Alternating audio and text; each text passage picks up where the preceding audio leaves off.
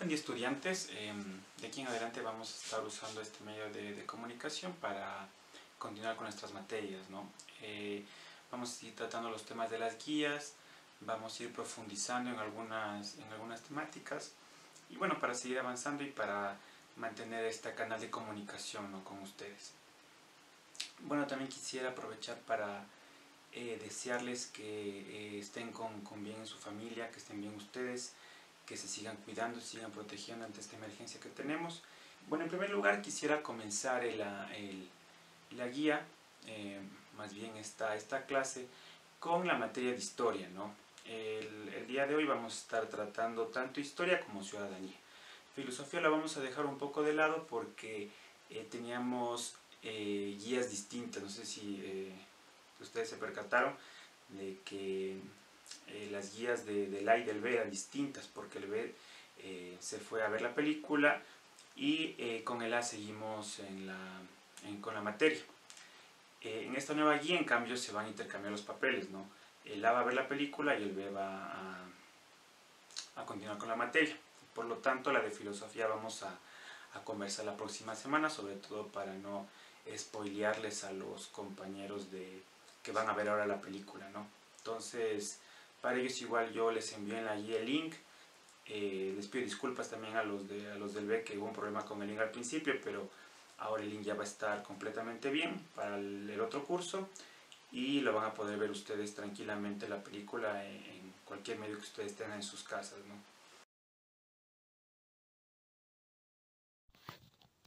Bueno, ahora vamos a integrarnos en nuestro cuadrito, ¿no? En ese cuadro conceptual que les envié. Y ahí vamos a fijarnos entonces en la primera característica, ¿no?, que les había mencionado, ¿no? Entonces, con la conquista española, las sociedades latinoamericanas quedaron subordinadas, ¿no?, a las necesidades políticas y económicas de la corona, lo que les mencionaba, ¿no? Entonces, de aquí la corona extraía las riquezas, la corona española, para llevarlas al viejo continente. Entonces, tenemos una economía, piensen en una economía que todos los esfuerzos, ¿no?, están encaminados no a la, qué sé yo, al engrandecimiento de esta región, a construir una economía fuerte para las personas de esta región, todo eso, ¿no? Sino que es una economía que está al servicio de la corona, al servicio de una potencia extranjera. Si se explotan minas, no es riqueza para las personas de aquí, para los que producen esas minas, sino que es para la corona. Si se produce telas, se produce, qué sé yo, todo tipo de productos como la caña de azúcar, como luego va a ser el café, luego va a ser el cacao.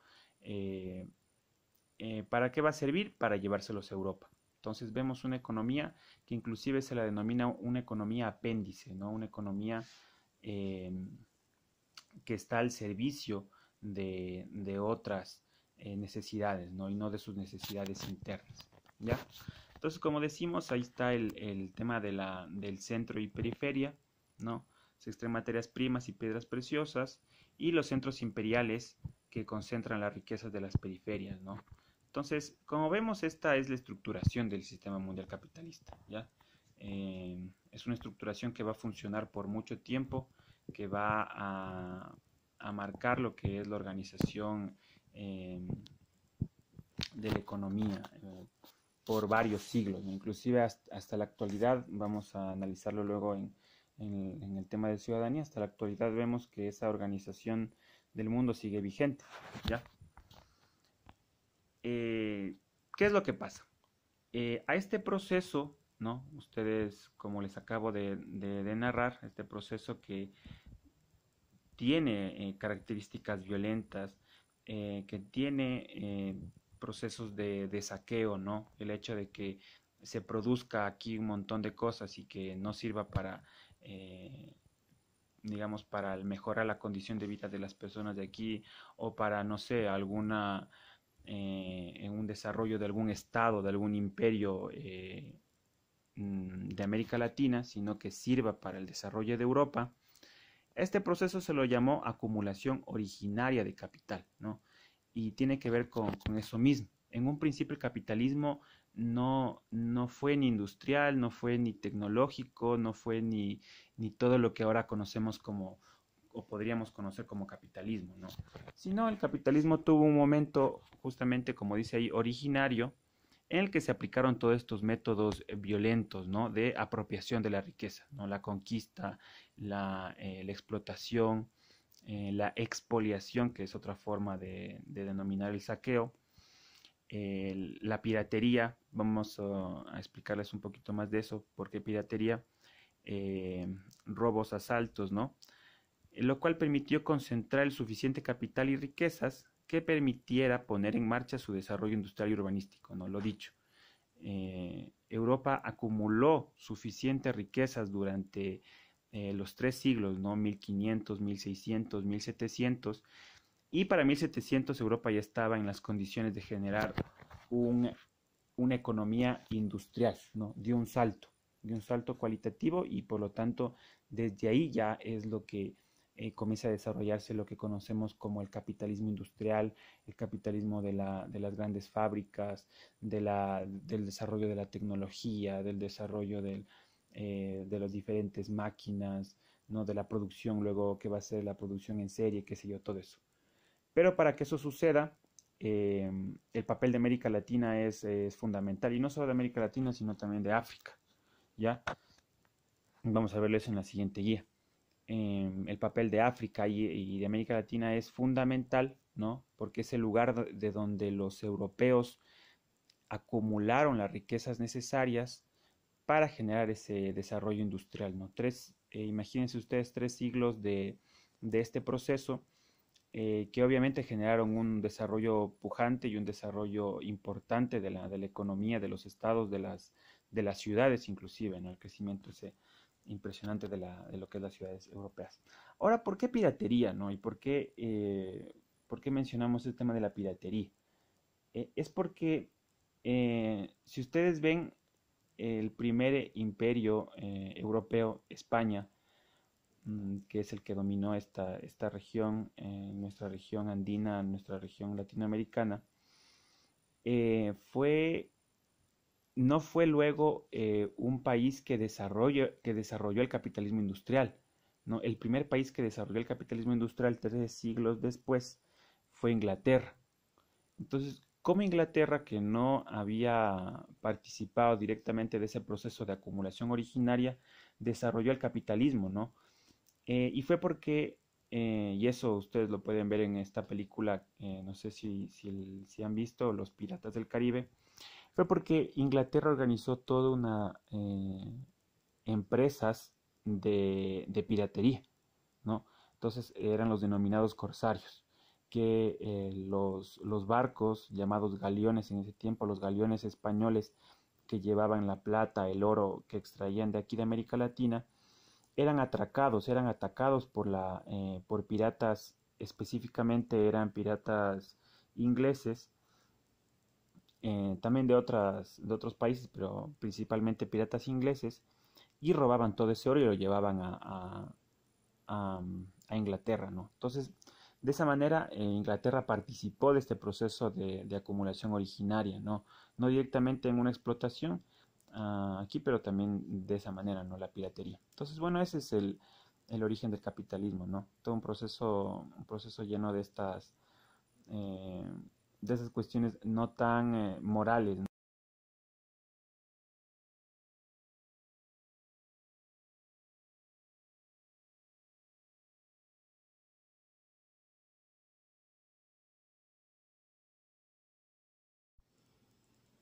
Entonces, bueno, ese es el inicio oscuro del capitalismo, ¿no?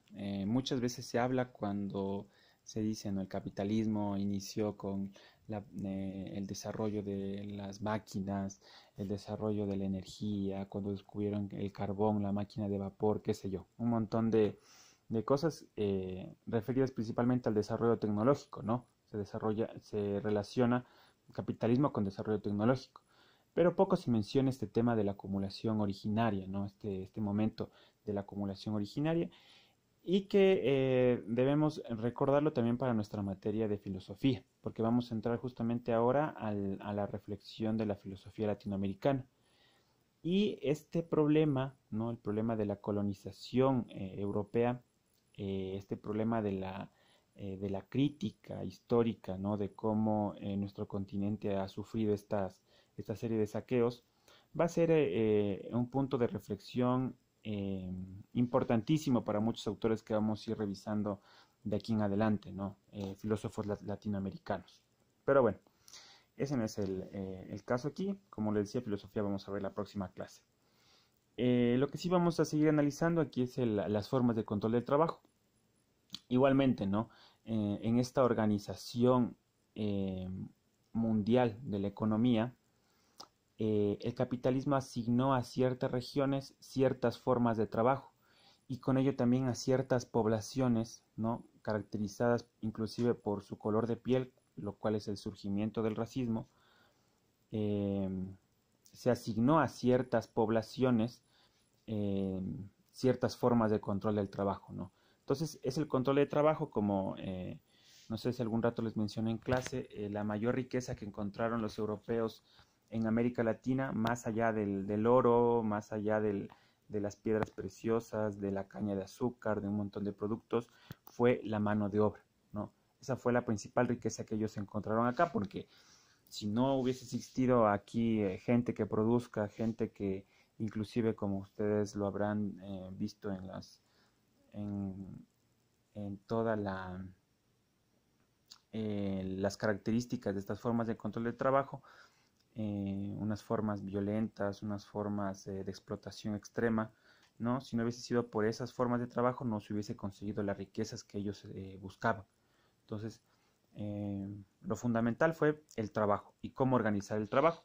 Entonces, vamos a ver la primera forma de organización del trabajo, esto ya vimos me parece que fue con el segundo A, ya vimos el tema de las encomiendas, ¿no?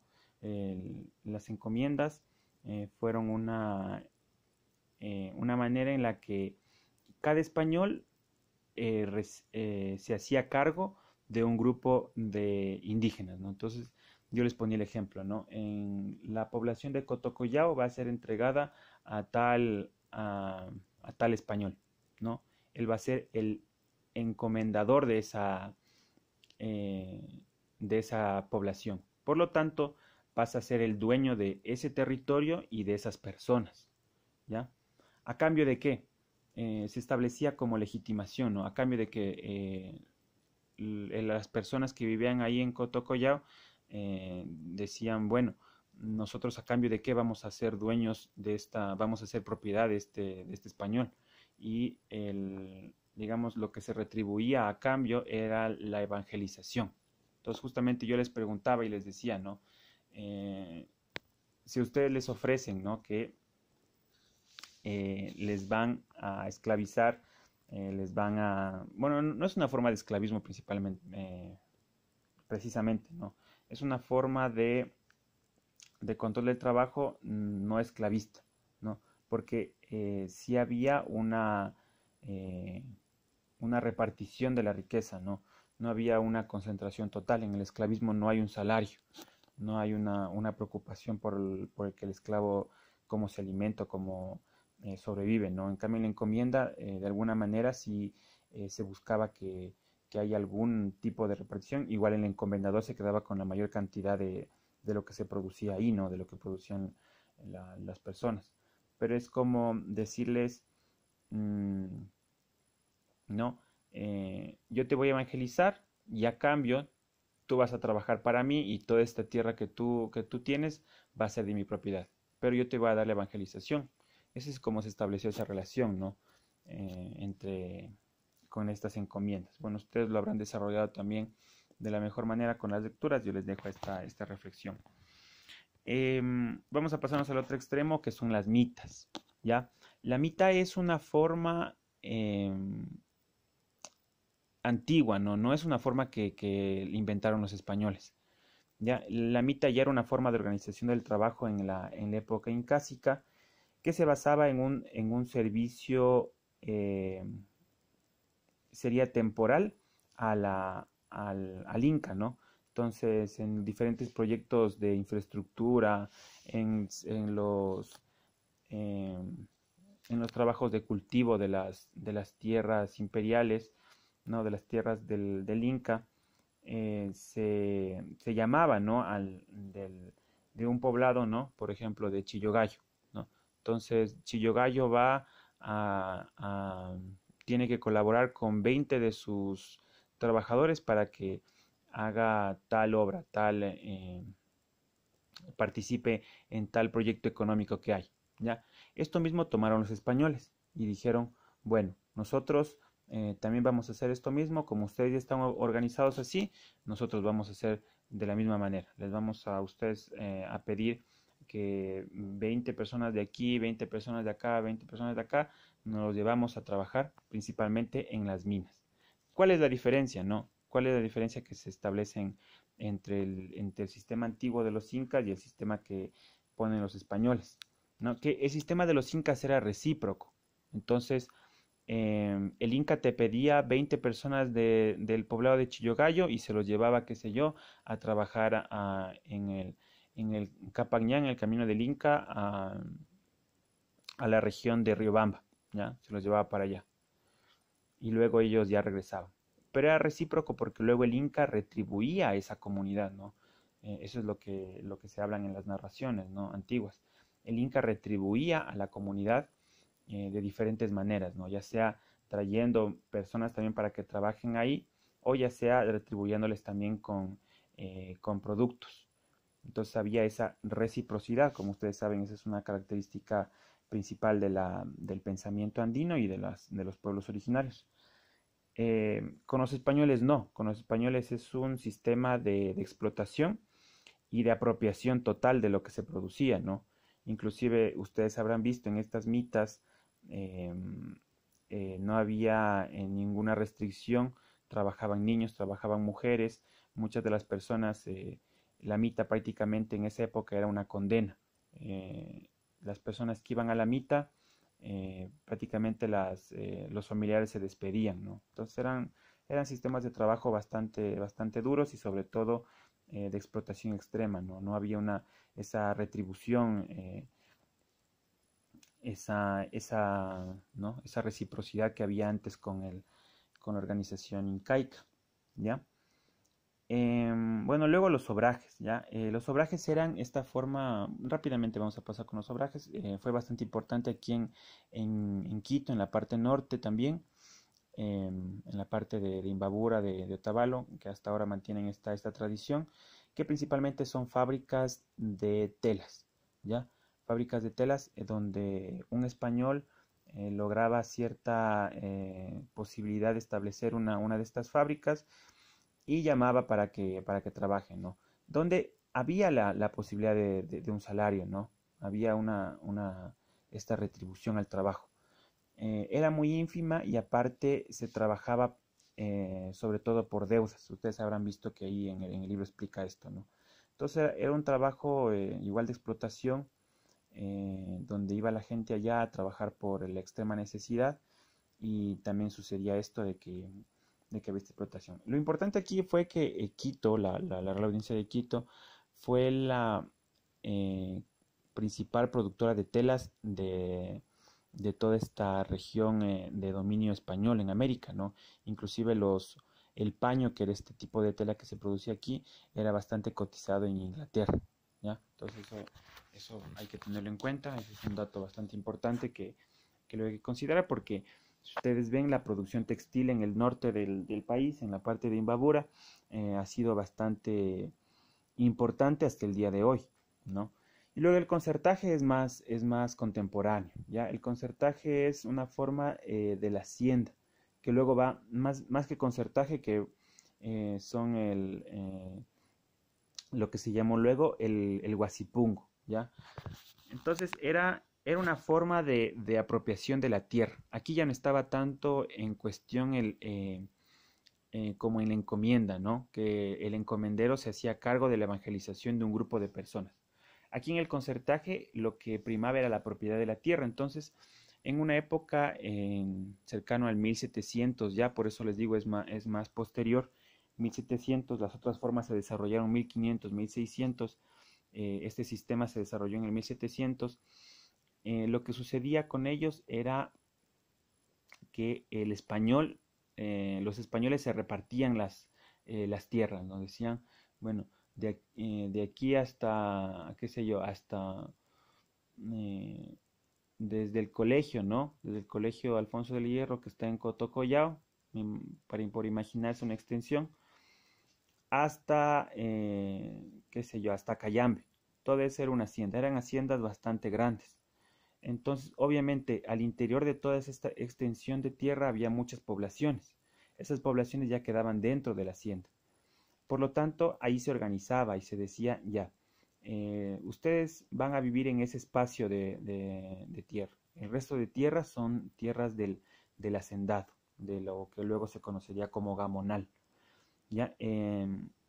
Entonces, el gamonal tiene esas tierras, ustedes tienen ahí sus tierras y cada quien se queda obviamente la porción de tierras para los conciertos, ¿no? El concertaje para los conciertos era muy reducido, ¿no? Eran poblaciones, obviamente eran mucho más numerosas que los españoles y tenían una porción de tierra eh, mucho más reducida, ¿no? Entonces, entonces luego lo que establecía el hacendado era que, el, ah, era que los conciertos trabajen en la hacienda, ¿no? Entonces tenían que trabajar, de los 7 días tenían que trabajar 6, y el séptimo día podían trabajar en su tierra, ¿no? Para producir ellos lo que ellos quisieran producir para su sustento, ¿no? Entonces era ese sistema así, ¿no? Se trabajaba en la hacienda, se trabajaba 6 días, y en la parcela propia en la chacra de los conciertos se trabajaba un día. O bueno, la distribución de tiempo Bueno, ese es un que poco el el hacendado contexto establecía. general ¿Ya? de los Entonces temas también que era un habíamos estado sistema muy revisando, violento, ¿no? había un sistema de castigos, un Son sistema cosas que ya estaban en su también de libro, quizás racialización expandiendo un poco forzada, más, todo lo que explicando un poco habíamos más visto. las experiencias, cómo hubiera sido vivir en esa época también y podernos imaginar un poco, ¿no? Pero sobre todo conectarlo con la comprensión del sistema mundial capitalista, ¿no? No tiene sentido si solamente hablamos qué pasaba con el concertaje, con la mitad, con todo eso, si no lo relacionamos para qué servía ese trabajo y cómo, qué papel tuvo, mejor dicho, en el desarrollo del sistema mundial capitalista, ¿no? Entonces esa es la idea principal que, que se nos pone delante en esta reflexión histórica, ¿no? De la economía latinoamericana, ¿ya? Entonces, bueno, para continuar también quisiera mencionar algunas ideas, como les decía, de la actualidad. Con ustedes habíamos estado revisando el tema del neoliberalismo. ¿Por qué habíamos estado revisando esto? Porque como parte de la planificación nosotros teníamos que analizar cuáles eran las demandas populares y cuáles eran también las limitaciones que existían en el país, que llevaron a que la gente, a que los pueblos, a que los movimientos sociales exijan diferentes reivindicaciones. Entonces, no podemos entender, digamos, este proceso de desigualdades, limitaciones, sin comprender qué era el neoliberalismo. Por eso hemos analizado entonces este paradigma económico, ¿no? Es importante porque justo ahora estamos en un momento de quiebre, ¿no? Ustedes se recuerdan el cuadro que nosotros habíamos realizado, yo les puse justamente ahí hablábamos de algunas ideas principalísimas de lo que era el capitalismo, que los tengan muy, muy presentes, igual para toda esta comprensión que vamos a tener en historia y en ciudadanía, inclusive en filosofía, ¿no? Vamos a tener temas conectados de las diferentes materias. Y luego pasábamos a este cambio que hubo, ¿no? en el nacimiento del sistema neoliberal, más bien dicho del paradigma neoliberal o del capitalismo neoliberal, ¿no? Pasábamos, como está en su cuadro, les invito a que en este momento también pongan pausa, vayan a ver el cuaderno y lo tengan y lo revisemos. ¿No? Entonces tenemos ese momento de quiebre, ¿no? Pasamos de un capitalismo de estado de bienestar, ¿no? Con ciertas características, pasábamos a un capitalismo neoliberal, ¿no? Que yo les decía que estaba fundamentado en la hegemonía del capital financiero, en la reducción del tamaño del Estado y bueno, algunas otras características que habíamos desarrollado en las últimas clases. Lo que nos tocaba para esta guía, y eso es lo que estaba planteado, era que ustedes digamos, pudiéramos ya ver las críticas a ese sistema neoliberal, ¿no? Entonces habíamos visto este video de la doctrina del shock. En primer lugar, decirles que están muy buenos sus trabajos también, muy bien desarrollados, muchos de ellos sobre este tema de la doctrina del shock, ¿no? Cómo ese sistema neoliberal ya se aplicó históricamente, cómo tuvo esta aplicación concreta en la historia, ¿no? Que no fue, digamos, un proceso consensuado, decir que decir que los economistas, los políticos iban a aplicar reducción de salarios, reducción de presupuestos en educación y en salud, y otro tipo de políticas, ¿no? que hemos visto cómo se han desarrollado en los últimos años en nuestro país, no era de ningún agrado para la población, generaba bastante descontento, ¿no? Como lo hemos visto en muchos episodios de la historia.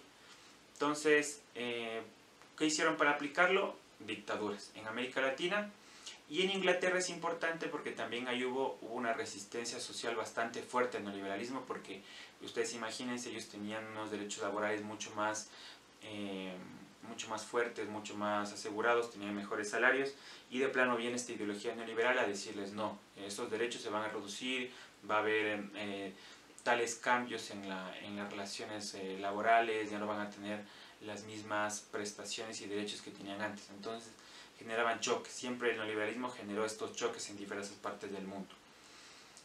Luego también genera guerras, ¿no? La privatización de todo, que es como es una característica principal, lleva a la privatización de la producción armamentística. ¿Qué genera eso? Guerras, genera que se generen guerras por ganancias, no guerras por quizás yo te voy a conquistar, quizás yo te voy a qué sé yo, expandir mi territorio, no. Se generan guerras porque las empresas necesitan vender armas. Entonces se generan conflictos en diferentes partes del mundo, que muchas veces son conflictos asusados, ¿no?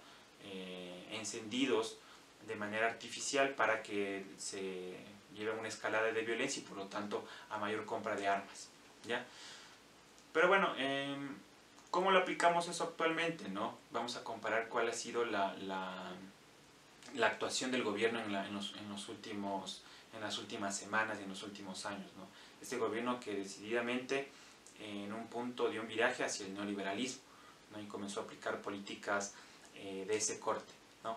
Entonces, nosotros hablábamos de la hegemonía del capital financiero, ¿no? Qué importante esta idea, digamos, y cómo nos explica la decisión del gobierno de pagar la deuda, ¿no? Fueron 350 millones que el gobierno últimamente pagó de deuda, cuando en realidad pudo haber, bueno, en primer lugar, pudo haber pagado menos, ¿no? Porque como estamos en esta crisis mundial, pudo haber pagado menos el gobierno, en primer lugar.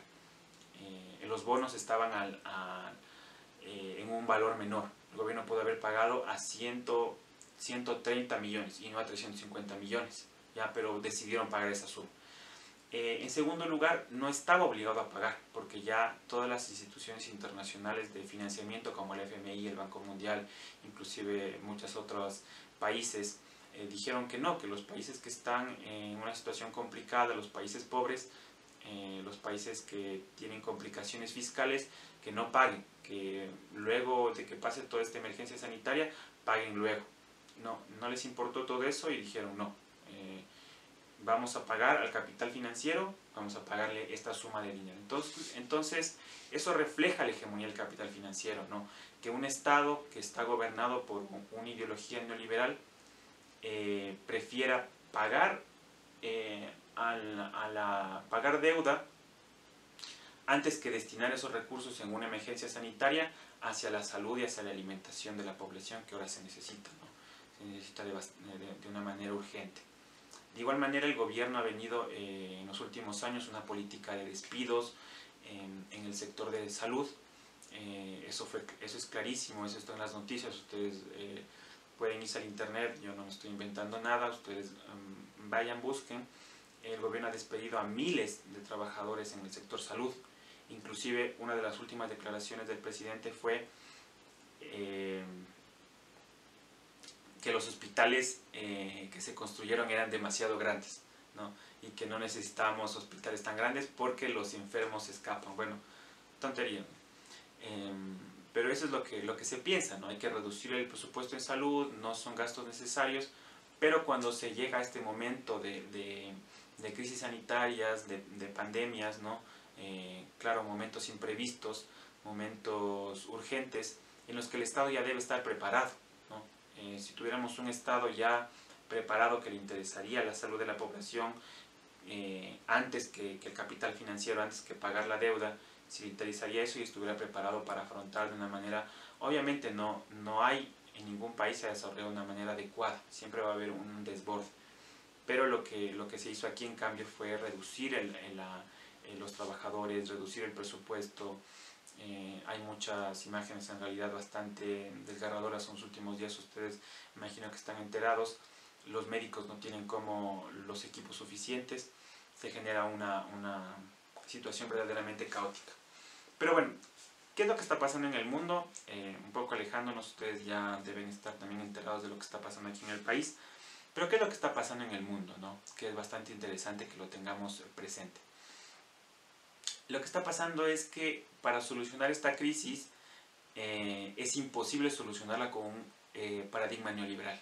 Es imposible decir que la salud privada va a solucionar este problema porque los hospitales privados no quieren hacerse cargo de los enfermos por coronavirus, entonces es prácticamente imposible esa vía, ¿no?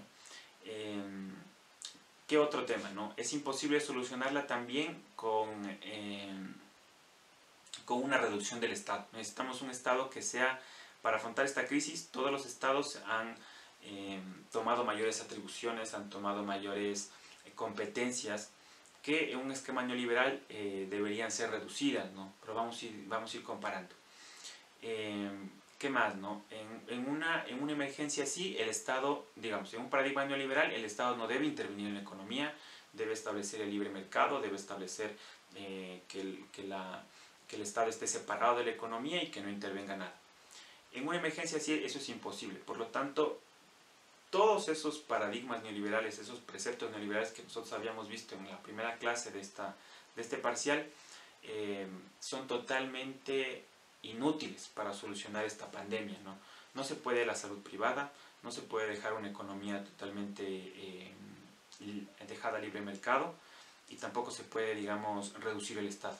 Entonces, estamos viviendo en esta época, en esta crisis también, similar a lo que nosotros, por eso les dije que vayamos a nuestro cuadrito, similar a lo que habíamos ya vivido en la época del 70, ¿no? Este cambio de paradigma del capitalismo, ¿no? Estamos viendo ahora esta crisis del neoliberalismo, una crisis profunda que está cuestionando cómo se venía manejando la economía, ¿no? Bueno, nuestro caso es el más clamoroso, pero en otros países del mundo, ustedes ven, ningún país del mundo está solucionando esta crisis a través de las políticas neoliberales. Ni siquiera la meca del neoliberalismo, que es Estados Unidos, tampoco puede hacerlo, porque ¿qué es lo que han hecho?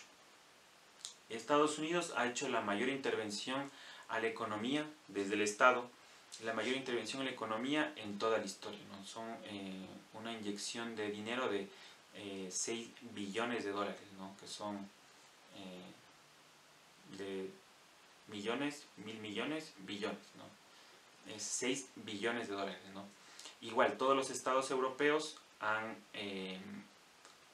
digamos, fortalecido nuevamente sus sistemas de salud, ¿no? Bueno, si en un momento estos estados decían, no, invirtamos un poco menos en salud, vamos a solucionarlo de la salud de la población de otra manera, vamos a invertir en las farmacéuticas, ahora no, ahora tienen que invertir ingentes recursos, tienen que, inclusive países como Italia que es parece que es la quinta o la sexta economía del mundo, tiene que pedir ayuda humanitaria, ¿no? Solidaridad internacional, ¿no? Entonces, como vemos, todos estos acontecimientos, ¿no? Lo que está pasando en nuestro país, que es, digamos, el foco de todo lo que está en Sudamérica, lo que está pasando en Estados Unidos, que va a ser el epicentro ahora de la pandemia y que inclusive está atravesando una crisis financiera, también que hay que seguirle los pasos en los próximos meses.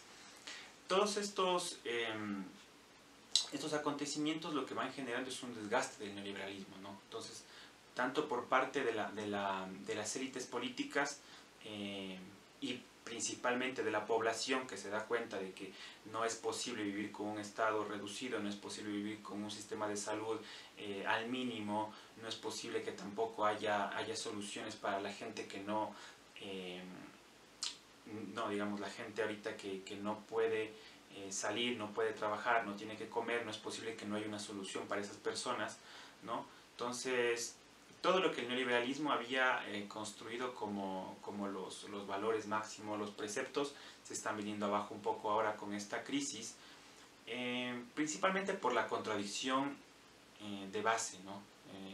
Que es lo que estamos viviendo ahora, ¿no? La salud o la economía, ¿no? Entonces, aseguramos medidas de cuarentena, mandamos todo el presupuesto para salud, aseguramos de que todos los recursos, los esfuerzos estén dirigidos para la salud y la vida de la población, o decimos, pagamos deuda, reiniciamos nuevamente la economía, no importa que se contagie más gente, pero vamos a tener pérdidas, ¿no? La ganancia, como habíamos visto la ganancia como el máximo valor para el sistema capitalista, y diferentes otras cuestiones. Esa contradicción, ¿no? Que ahora los estados deben decir, no, debemos enfocarnos más en la salud, en la vida de las personas, ¿no? Eso va a causar grandes cambios próximamente en el mundo, y esperemos que en nuestro país también se reflejen en una mejor redistribución de la riqueza, también en una economía mucho más coherente con las necesidades de nuestro país, y también en sistemas de salud, en sistemas de seguridad social mucho más fuertes, ¿no? Serios, que puedan afrontar no solo esta pandemia, ¿no? Porque esta pandemia quizás vamos a salir en un año, quizás esto ya sea un recuerdo, pero hay problemas de salud de la población que inclusive el sistema de salud antes de esta pandemia no estaba solucionando, ¿no? Entonces, que eso se termine y que un sistema de salud pueda atender todas las necesidades de salud de su población. Bueno, eso es lo que esperamos que pueda suceder de aquí en más, ¿no? Con este ejemplo, darnos contra el piso, que es lo que estamos viviendo ahorita, ¿no? Bueno, chicos, y chicas, espero que haya sido bastante fructífero este video. La dinámica que quiero tener con ustedes es que si ya están viendo este video, que espero que lleguen hasta el final, que no se queden en la mitad, ¿no? Piensen que es una hora clase, ¿no? Que muchos profesores también están tomando diferentes otras alternativas. Yo me he ido por esta vía, y que ustedes pongan en los comentarios, ya parezco youtuber, ustedes pongan en los comentarios que han estado aquí, ¿no? Pongan les pareció chistoso algo, pongan un comentario real sobre la clase, ¿ya? Pero pongan que han estado aquí, ¿no? Déjenme una constancia de que han llegado hasta acá. Preguntas, temas que quizás quieran tratar actualmente. Estamos en un tiempo bastante convulso, les puede aparecer quizás alguna duda. Podemos tratarlo, ¿no? en otras entregas. Entonces eso, bueno, la guía esperemos que llegue lo más pronto a la siguiente guía, y vamos a tener un video igual sobre esa guía, ¿no? Y eso, bueno, igual nuevamente decirles que se cuiden, de que no se desesperen también por esta situación, de que puedan también tener otros pensamientos, puedan escaparse también de todas estas imágenes fuertes que estamos viendo ahora. Ahora hemos tenido este tiempo de reflexión necesaria. Nuestra materia es justamente para eso, ¿no? Para reflexionar temas de actualidad, temas concretos de la sociedad ahora, ¿no? Entonces, pero en general les recomiendo que también puedan dispersar su mente en otras actividades que también es necesario. Pero también sin dejar de preocuparnos, ¿no? Sin dejar de reflexionar, de estar activos, de estar pendientes, de estar despiertos, ¿ya? También para sus familias, que se encuentren bien, que podamos pasar este tiempo de la mejor manera, ¿no? Superarlo de la mejor manera. También para nuestro país, que también se unan a todo tipo de iniciativas que de oración, de buenos deseos que también la gente está llevando, y que de esa manera también podamos apoyar, ¿no? Entonces, eso, chicos, que eso, nada más. Que tengan una buena semana y que les rinde este tiempo para aprender, ¿no? Eso, hasta luego.